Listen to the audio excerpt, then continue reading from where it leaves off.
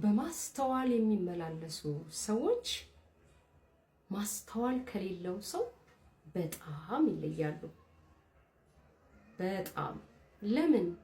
ነገሮችን በማስተዋል የሚያደርጉ ሰዎች የተባረኩ ናቸው። ይከናወንላቸዋል። የብልጫ ህይወት ይኖራሉ። ለምሳሌ ፈርዖን ዮሴፍን እንደዚህ ያለው አይደለ? ህልሙን ከፈታለት በኋላ ለ7 ዓመት ጥጋብ ይሆናል፣ ለ7 ዓመት ደግሞ ድርቅ ይሆናል። ስለዚህ ንጉስ ይሄንን ማድረግ አለበት ብሎ አቅጣጫ ሲሰጠው፣ እንግዲህ ማስተዋል ያለው ሰው አቅጣጫ ሰጪ ሰው ነው ማለት ነው። ከራሱ ህይወት አልፎ ለሌሎች አቅጣጫ ያሳያል። ክብር ለእግዚአብሔር ይሁን። ፈርዖን እንደዚህ ያለው፣ የግብጽ ንጉስ ፈርዖን ዮሴፍን እንደዚህ ያለው፣ እግዚአብሔር ይህን ሁሉ ስለገለጠልህ እንዳንተ ያለ አስተዋይ ብልህ ሰው የለም። ማስተዋል መገለጥ ነው ማለት ነው። ማስተዋል መገለጥ ነው። ማስተዋል ብልህነት ነው ማለት ነው። ብልህነት ነው ማለት ነው። እንግዲህ የብልህነት ተቃራኒው ሞኛሞኝ ጅላጅል ማለት ነው አይደለ? ስንፍናን ያመላክታል። ስለዚህ በማስተዋል የተሞሉ ሰዎች ብልሆች ናቸው ማለት ነው እንላለን አይደለ? አስተዋይ ነው እንላለን። ምን ማለት ነው? ብልህ ነው። ተረድቶ ነው የሚያደርገው። በጥንቃቄ ነው የሚያደርገው። በደንብ ተመራምሮ ነው ይህንን ነገር የወሰነው። ይሄ ሰው አስተዋይ ነው እንላለን። እግዚአብሔር ላሳየው ህልም በፈቃዱ መንገድ ካሳለፈውና ከሰራው በኋላ የተሰወረውን ገለጠለት። ማስተዋል ዝም ብሎ አይደለም የሚገኘው ማለት ነው። በእግዚአብሔር መንገድና ፈቃድ ውስጥ በእግዚአብሔር መስመር ውስጥ ሲኬድ ወደ ማስተዋል ከፍታ ይመጣል ማለት ነው። ዮሴፍ ለወንድሞቹ ራሱን በገለጠ ጊዜ የመለሰላቸው ምላሽ በጥልቀት ነገሮችን የመረዳት ችሎታውን ወይም የማስተዋል ብቃቱን ያሳያል። ፈርዖን ለዮሴፍ የተናገረውን ንግግር የምናገኘው ዘፍጥረት 41 ቁጥር 39 ላይ ሲሆን ዮሴፍ ደግሞ ለወንድሞቹ ስለ ነገው ይነግራቸዋል፣ ውጤቱን ይነግራቸዋል። ዘፍጥረት 50 ላይ ቁጥር 20 ላይ እግዚአብሔር መጎብኘትን ይጎበኛችኋል ይላቸዋል። አያችሁ፣ ነገን አማትሮ ማየት፣ ዛሬ ላይ ቆሞ ነገን ማየት፣ እግዚአብሔርን ፈቃድ ማወቅ፣ የእግዚአብሔርን ሐሳብ ማወቅ ማስተዋል ይባላል። እግዚአብሔር መጎብኘትን ምን ይላችኋል አላቸው? ይጎበኛችኋል። እግዚአብሔር አልጎበኛቸው? ጎበኛቸው። 430 ዓመት ሲፈጸም ዘጸአት 3 ላይ እንደምናውቀው እግዚአብሔር ሙሴን አገኘው፣ ጠራው፣ ለስራው ለየው፣ ወደ ግብጽ ምድር ላከው። ህዝቡን በታላቅ ክብር በጸናች ክንዱ አላቀቃቸው ከባርነት። አያችሁ፣ የወደፊቱን ነው ያየው ፈርዖን። መገለጥ ነው። ክብር ለእግዚአብሔር ይሁን። ማስተዋል፣ የማስተዋል መንገድ የመገለጥ መንገድ ነው። በአንደኛ ሳሙኤል 25 ከ1 እስከ 35 የምናገኛት አንዲት ሴት አለች። ማን ትባላለች? አቢጊያ። ባሏ ማን ይባላል? ናባል። ናባል እንደ ስሙ ሰነፍ ነው ትለዋለች። ሚስቱ አቢጌል ግን አስተዋይ ሴት ነበረች።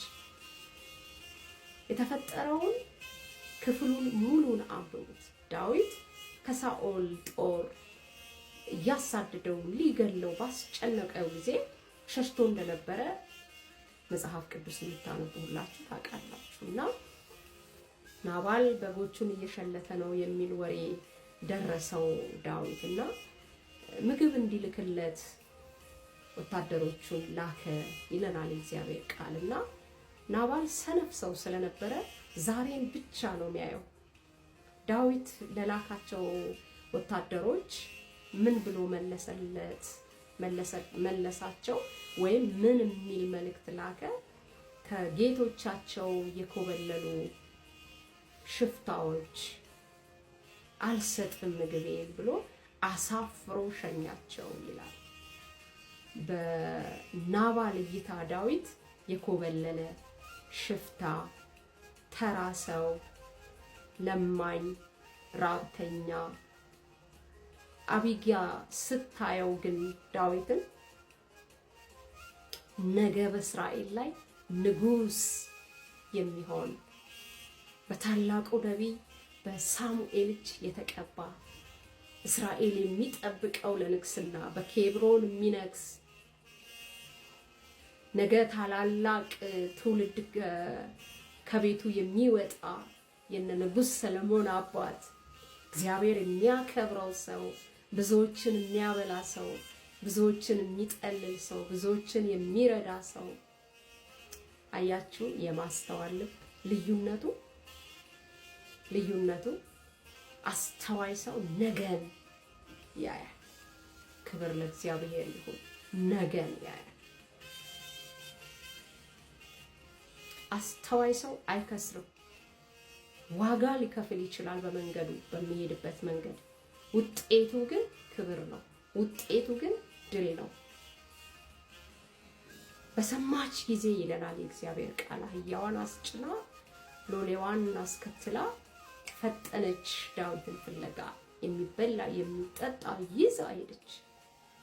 ጌታዬ እንደዚህ አይነቱን ነገር አያስብ። ለምን የደም ሰው ትሆናለህ? ለምን ደም ይገኝብሃል? ነገ እኮ አንተ በእስራኤል ላይ ገዢ ነህ። ዛሬ ነው ያየኸው። በቃ እስቲ ቀዝቀዝ በል፣ ረጋ በል፣ እግዚአብሔር ያለህን ስማ፣ አስተውል። አረጋጋችሁ። ቤቷን ከደም ጠበቀች፣ ትውልዷን ከሞት ጠበቀች። ዳዊት የተመረጡ ጦረኞችን የናባልን ቤት እንዲያጠፉ ትእዛዝ ባወጣበት ሰዓት ነው እየገሰገሰች የመጣችውና የቀደመችው ያስቆመችው። አስተዋይ ሰዎች በሞትና በሕይወት መካከል ጣልቃ ይገባሉ። ሊታረዱ፣ ሊሞቱ፣ ሊያልቁ ያሉትን ታደጋሉ። አስተዋይ ሰዎች ጌታ ልብ ያላቸው ሰዎች ናቸው። ነገን ያያሉ። ዛሬ ተርቧል፣ ነገ ግን ንጉስ ነው። ዛሬ ከፍቶታል፣ ዛሬ ስደት ላይ ነው፣ ነገ ግን ብዙዎችን ያስጠልላል። የጌታ ልብ ያላት ሴት ነበረች አቢግያ። አጠቃላይ ማስተዋል ያላቸው ሰዎች የተረጋጉ ነገን የሚያዩ ናቸው። ማይኮንኑ ሰውን ዛሬ ባለበት ሁኔታ ጨምቀው ማይገሉ። ዳዊት በመሰረቱ አውርቦታል። አዎ ሞትን ሸሽቶ ሄዷል። በስደት ነው ያለው። ከፍቶታል። አያችሁ፣ በቁስሉ ላይ ቁስል ጨምሮ የሚያደማው የሚያስለቅሰው ሰው አይደለም የሚያስፈልገው። በጎ ባደረገ መልካም ባደረገ ለሞት የተፈለገ ሰው ነው። አይዞህ ዛሬ ያልፋል፣ እግዚአብሔር ያለህ የተሻለ ቀን ይመጣል፣ እግዚአብሔር የነገረህ ክብር ጋር ትደርሳለህ፣ ጠንክር እንጂ አይክፋህ የሚለው ሰው ነበር የሚያስፈልገው። እግዚአብሔር አያችሁ ማስተዋል ያላትን ሴት አቢግያን ላከለት። ትዝ ይላችኋል ንጉስ ዳዊት ከነገሰ በኋላ ልጁ አቤሴሎም ተነስቶበት ንግስናው ላይ መፈንቅለ መንግስት አስነስቶበት ጥሎ እየሸሸ እያለ አንድ ሳሚ የሚባል የጌራራ ሀገር ሰው ሰደበው። ትቢያ እንትን እያለ እየበተነ አንተ የደም ሰው እጅህን ነው ያገኘኸው እያለ ሰደበው። ማስተዋል የጎደለው ሰው ፍጻሜው እንዴት እንደሆነ አይታችኋል። ቃሉን አንብቡ። እግዚአብሔር ማስተዋል ይስጠን፣ ሁላችንም ይርዳን ጌታ።